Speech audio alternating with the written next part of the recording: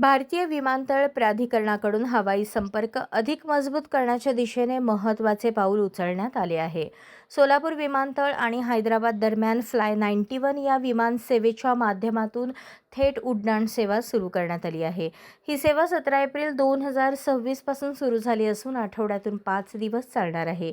या नव्या सेवेमुळे सोलापूर ते हैदराबाद प्रवास अवघ्या 50 मिनिटात पूर्ण होणार असून प्रवाशांना जलद, सोयीस्कर आणि सुलभ प्रवासाचा लाभ मिळणार आहे. या उपक्रमामुळे प्रादेशिक हवाई संपर्क वाढणार असून सोलापूर आणि परिसरातील नागरिकांना अधिक चांगली कनेक्टिव्हिटी मिळणार आहे.